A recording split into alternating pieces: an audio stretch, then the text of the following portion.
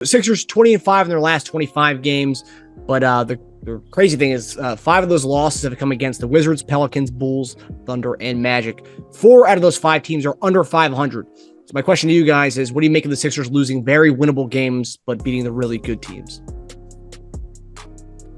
I think it's a bonus to win the big games. But I think it is a negative when you almost come off like a front runner. You almost come off like one, where you get up for the big games, and then the games you're supposed to win, you don't. You kind of play to the level of your competition, which I think it happens. I think if you look at, I do remember the 72 win Bulls team. I remember that was my rookie year in Toronto's first year and Vancouver's first year. The Bulls, three of their 10 losses were to those two teams. Toronto beat them twice. Damn. Expansion team. And I believe Vancouver beat them when they played on the road. So I get it. You know what I'm saying? Because the one thing I think the Sixers got to understand right now is every game that they play, it may not be a big game to them, but it's possibly a bigger game to their opponent. So I know it happens. To me, the Oklahoma City game was disappointing because we were playing so well, but when you look at what they've done since then, they've been playing well. You got to give them credit. Yeah. So if there was any real, in my opinion, really big disappointment about the Orlando game, is the fact that we were up big, and we gave up the lead. I think if it was just a back and forth game, the whole game, and they kind of pulled away, I'm like, okay. But the fact you up big like that, and the way that they just came and took it from you, like it's no other way to say it. They took it. We got whiny, we got complaining, and the same thing. And say it again. Doc said the same thing. Yeah, and so it was just more of them just going out and be like, hey, this is our game, we're going to take it. And that's what they did. So I don't think it was more of kind of what we didn't do. I think it was just they came out and really made it seem like they just as good as you. Like that's how they kind of approached it. That's how they went for it. And we're going to have to do something different on Wednesday because they're coming back. They beat Boston the same way. Back-to-back games in Boston. They played the same schedule and beat them both times. And now you're fighting for this position. And we always talk about home court. Like, these games matter. Now, like, it's happened. People have called attention to it. These little games are not going to matter because the schedule doesn't get easier. The playoffs with this new playing game, with these new playing games, what that has done is it has essentially started the playoffs a lot sooner. Mm-hmm. Because now you got those extra teams to be like, hey, we got a shot. So the more teams, especially we go out west, you start playing. The West is, the East could be 11-team race, but the West is almost like a 14-team race for the playoffs right now. So you playing any of those teams over there where you would think come March, maybe you're like, they playing their younger guys. No, it's going to be like, we need a win. So the more you go and you put in a situation like that and you start dropping your losses, and we're only a couple of games ahead of the 6th seed, before you know it, you can lose home court. And that's how it affects you. Yeah, like you said, it doesn't mean a lot to us in that moment, but it will mean a lot when we lost the home court because of one game, and you look back and you were like, man, we lost to 4 under 500 teams when we were on a crazy win streak. And one of them, we had a 20-point lead. Yes. Yeah. I just remember that if it comes down to one game. Trust me. I need to look at it too. I think overall, we've lost a lot of our games against inferior opponents. If you go way back to San Antonio, early in the season we did, yeah.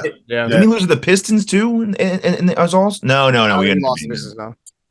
But we know we lost. We've which is weird because it's like, what we playing? Are we playing down? Because we also do kill teams too. But I feel like yesterday was a combination of parting with the Eagles players probably late night in Philly after that game. I feel like it. Some people online said this a little, maybe a hangover after conquering Jokic in that game, which is ridiculous. And then just going back to that first month of the season where we thought teams would just lay down for us. And I think when we killed them, I thought we'd think like, oh, Orlando knows their role. They know it's over. They're just going to stop playing hard. And they didn't, man. I mean, good for them. They're well coached and they play hard. And like Doc said, they wanted it more. They were more physical. They got up in us. And instead of matching the intensity, we kind of just got into whiny mode and whined to the refs about the calls. And that's not, fans are kind of saying online, like, it's adversity. When a team gets up and in you and you're not getting those calls, how are you going to react?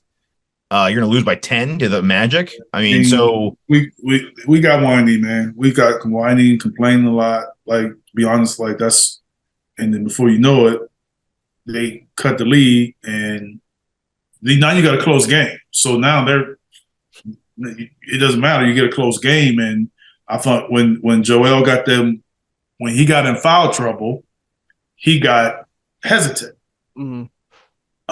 especially defensively. Yeah.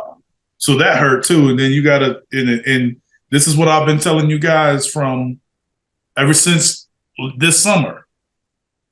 What's going to happen with Maxey when he isn't making shots? Because he didn't really stick with them. No, they didn't.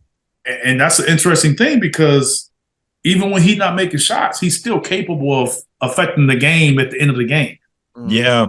With a quick bucket or, you know what I'm saying? Like, so I know it was just one game, but I'm just saying, like, that's instance it was a short leash for sure. Instance like this tell me more that he's a reserve than a starter. Because we wouldn't take James out. Yeah. We wouldn't take any of those guys out. We wouldn't take Tobias out. No. Because if we would have taken him out in that first half of the Nuggets game. But see, with Tobias, it's, to be fair, I take that back. It's not because he's not playing well. It's usually because Tobias just isn't shooting. So that's different than Maxey. When Maxey's struggling, his shot's not going in. It's not that he's not being aggressive for the most part. It's that his shot's not going in when Maxey struggles. So, but yeah, you're right. It was interesting down the stretch. He wasn't on the floor at all. Because our defense wasn't stopping them, and if our defense is not playing well, then putting Maxey on the floor is not the answer. Yeah. Erica, I noticed the last two games, our free throws have been pretty inconsistent. And I want to know, do you think that the whole shot clock thing has something to do with this? The recent kind of feel, because the shot clock not working, we got the thing off the side now. It kind of throws everything off. You think that may play a part in the last two games of not shooting well from the free throw line, or is that just not? Shot clock is still up there. It just doesn't work. I mean, that has no impact on your perception of the shot. So, I mean, during the game, you have to kind of look different. Look a different area to kind of locate it. You had a bar, you out there on the court.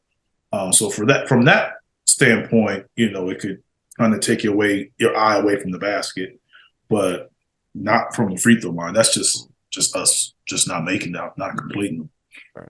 I'm glad you brought that up, though. Get it together, Philly. Your owner's trying to buy an NFL team. You're in the Super Bowl. 2 straight games, it doesn't work. Someone should be fired for that, dude. They said it worked momentarily Sunday, and then it went back to not working again.